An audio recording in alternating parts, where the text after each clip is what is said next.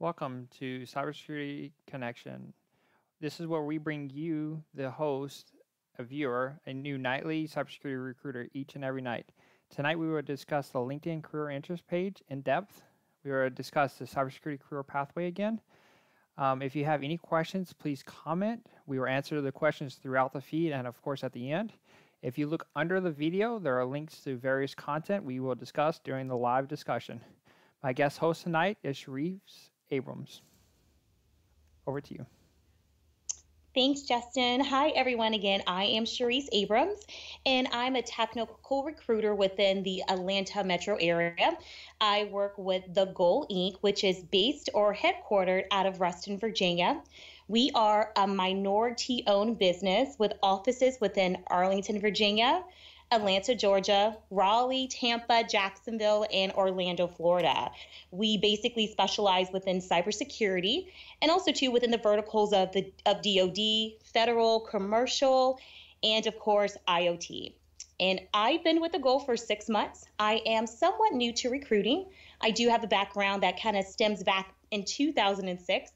But of course, with technology, things have changed, and I am learning day by day with my great consultants in the field. And speaking of working for the recruiting firm, the very first page you're going to see and the description below to the viewers, if you click on that link, it will actually direct you to this page. And we're going to actually, prior to discussion, the two jobs we're going to discuss, and there are other jobs, and Teresa will elaborate on to connect with her because in the future she will have more jobs available from the junior to the senior level. So definitely connect with her on LinkedIn. And what we're going to kick off with is the career interest first. Do you want to elaborate a little bit on this before we go a little bit more into it, Teresa? Yeah, absolutely. So just from a recruiter standpoint, our initial introduction to many consultants that are in the market looking for new opportunities will start within LinkedIn. We also use additional job posts, but this is kind of where everything starts. And the most important factor of if you are a consultant looking for new opportunities, the most important thing is always keeping your content updated. But most importantly, letting us know that you are actively looking. And one thing, of course, that can set the stage for yourself is letting them know by just simply clicking the on button. Of course, from there, we will then see the alert that you are actively looking. And within the bottom page, you'll, of course, explain step by step. And if you want to kind of go over that, or would you like for me to do it, Justin? Okay, so what I was going to do is elaborate a little bit more based off what we discussed Monday with another guest host I had on. Is the cybersecurity career pathway that we have. I've made available to everyone, and I've put it in the link below again. But basically on here, you can see various job titles and certifications, things of that nature. So if you base it off of these job titles, you can kind of feed into the career interest page.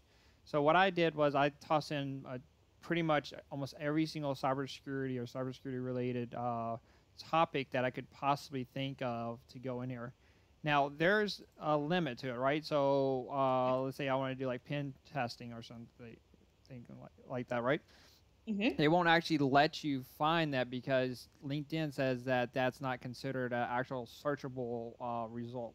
So if you are a pen tester, you should at least have that inside of your profile itself at a minimum, right? Because if someone's looking for you, you're not going to populate based off of just the job titles. So going a little bit more into the titles, again, I just threw up a lot of these on here, but isolate down to what you're wanting to do. You want to do a security analyst? There's 1, 2, 3, 4. There's 5 or 6 of them on here, and if you didn't have that certain keyword, you might not populate. You want to elaborate a little bit more on that? Yeah, absolutely. So it's very interesting you talk about title because titles are actually determined by the organization. So within cybersecurity, there's so many facets of titles that it can miss out when we are searching. So most importantly, you also want to include your technology in which you've touched. certain keywords that will, of course, stand out more than just a title. And you're absolutely right, Justin. When it comes to us searching, if you don't have that keyword or something that pertains to pen tester, we won't be able to find you. So go beyond just the title and also talk about your duties, your technologies that apply to the actual job title you hold. Okay. And do you want to go ahead and do you want to elaborate any more on this, or are we good here? Yeah, I mean, if you know, this is the foundation, just to let us know, give us that alert that you are actively looking. But most importantly, I think if anything, keep your content up to date. Include your technologies that you have experience in, because that's from a consultant standpoint what our client is looking for. They are giving us a job rec that meets certain criteria met, which are the technologies. So yes, the title is important, but also to giving us a day-to-day debrief on what tools you're using within that skill set is important. Awesome. Okay, and at this time we're going to go back to the first portal page. And again, if you go to the job link below, you can also see her contact. Please do connect with her on LinkedIn. She's more than willing to be an ally to you, to say the least. And then from there, we're going to actually look at two jobs. So this is the very first job that we're going to look at. Yeah, absolutely. So this is going to be, of course, within the Maryland area. This is for the junior QA tester. It does look a little bit bare bone. However, the most important thing, this is just an appetizer, right? We want to interest you within that opportunity, but most of our discovery comes from our one-on-one connection, our conversations with a consultant. A lot of times when we seek out consultants, we tend to have an ideal in mind. But I think through discovery of conversation, we find out there's more to meets the eye. But within this rec here, of course, they are looking for a junior QA tester. SQL is the writing query that is needed. But most importantly, manual test cases that you're going to be writing to test software, web API, mobile applications. The environment, of course, is agile. So you will, of course, have a couple sprints within it. It's a little bit more digestible to, of course, complete test scripts and assignments needed for that. And one thing, too, that I do want to speak about is Selenium. I noticed within this job market, there's a lot of manual testers. And unfortunately, when you work within certain organizations, we tend to stay within legacy products. And a lot of times the consultant isn't able to touch on modern technology. So I always tell people to, of course, continue to educate yourself while you're on assignment, because what's happening is that the manual tester is still there, but they're also upgrading to Selenium.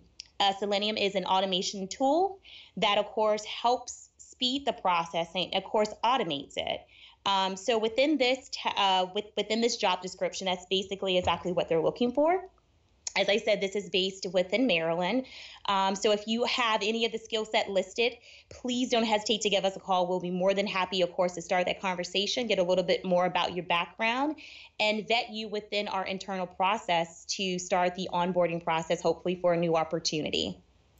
So touching base a little bit on what we just discussed. So it's vital, because sometimes that job description might be way too elaborate. There might be 100 key points on there, or it might be a little 8 or 9 quick little thing like this. It's always good to reach out to that recruiter or the recruiting firm or company to actually get a little bit more of a understanding of what they're looking for, and possibly if they themselves are a valid candidate to move forward, correct? Absolutely. It's just kind of vice versa as well. Even when we get a resume, it reads differently. It reads what we think. But again, through conversation, you can discover a lot more, and maybe that position may not be the best for that consultant. They may be something totally different, but always the base is to start the conversation. Okay. All right, and then the next one we're going to look at is that mid-level security analyst. Absolutely. So, of course, this is privacy, which is one of my favorites. We have many roles here within, of course, Atlanta market, but right now, today, we are showing, of course, the Alexandria, Virginia location. Within security analysts, of course, it's checks and balances regarding vulnerability. Of course, this seems to be a rec that is working within a federal agency, so NIST, FISMA are needed as these are requirements and regulations that the tests have to, of course. I'm sorry, just lost my train of thought, but these are the requirements that are needed to make sure that the vulnerability scans are upstanding within that organization. Of course, the assessment and authorizations or certifications and accreditations are needed. And this is really important because this helps that process. It helps secure the network from internal threats and external threats. So this role I do see quite a bit within our market, and I think it's going to continue to grow as well as many organizations, of course, are being actually being open for hackers. So I think this is a great role, and I think we'll continue to see a lot more within within the environment. Okay. And again, so even if you don't always meet the qualifications, I mean, sometimes there's some wiggle room, correct? Based off of like how long that job's been posted, things like that. So sometimes there's that little bit of wiggle room, even if you don't meet each of those qualifications. Sometimes that candidate could still be interviewed and pushed through, correct? Well, in some cases, especially for this one, it is mandatory, honestly, for them to have the FISMA and NIST. Okay. As long as they understand those, at sometimes, they come in from a junior to mid to senior. So we, as the consultant, if that candidate possesses and shows some form of skill set that they will excel in that job, we definitely try to go to bat. And although our client says, hey, I want to mid, we do proactive resumes to pro-market that consultant to say, hey, I know you didn't tell us, but we have someone who's solid within a junior level that can also do the job. They may need a little bit more handheld, holding, but they're definitely qualified. And in most cases, they actually take that and it allows that consultant to at least come in with a little knowledge and build up. Okay. And that's another thing I wanted to point out to the viewers is, just because you don't see that certain role that you're actually looking for doesn't mean that recruiter or hiring manager won't have it in the future.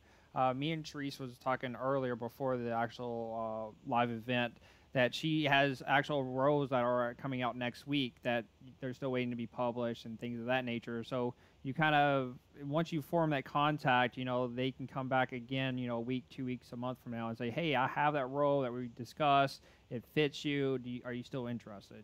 So that's where that, making that connection is very vital. Even though they don't have the role that same night, a week or two later, they could. Absolutely. And it's all about building rapport with your consultants. I'm a people person. I love to talk to individuals because, me being in this role, like for 6 months, I give a lot of credit to my consultants that I meet within the field because they help educate me. I am not ashamed to say, hey, I'm not sure what you mean. Can you elaborate? And because they're so, because they are within that field and I look at them as the expert, they educate me. And then, of course, I turn around and of course, align them to great opportunities. So it's a win-win situation for me.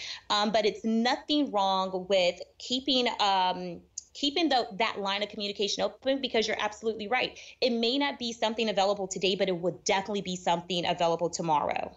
Yeah, that's what I want to hit on. So I'm seeing that it's a Friday night. Not too many people are turning on. I'm guessing Friday night means a few other things that go on besides job hunting. So at this time, I do want to turn it over to the people that are watching. And of course, there will be future watchers. So if you have comments about this or you want to link with her, of course, the description is in the bottom. So please, if you do have any questions for her or for myself, please make a comment now. If not, we're going to probably be doing whatever everyone else is doing on a Friday night. Well, hey, I'm sourcing still. It doesn't stop for me. And by the way, I do work the weekends. There you go. See, so you connect with her right now, she can get you down a good path to start on. And again, her connection is below, or contact me, and I'll send you the connection if weeks, months from now you're watching this video. Please do. And again, we do have some great opportunities coming down the pipeline within the goal here in Atlanta. One, just for instance, is for a cloud engineer. And the other one, of course, is going to be for a data manager. We have some great things going on between this September until October-ish. So definitely keep posted. I would love to, of course, connect with you on LinkedIn and help align you to some great opportunities. And kind of like my logo, or my tagline is, let me help you.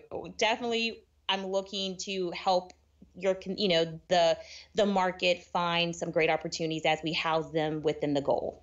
So Sherreice, we did have one comment on a Friday night.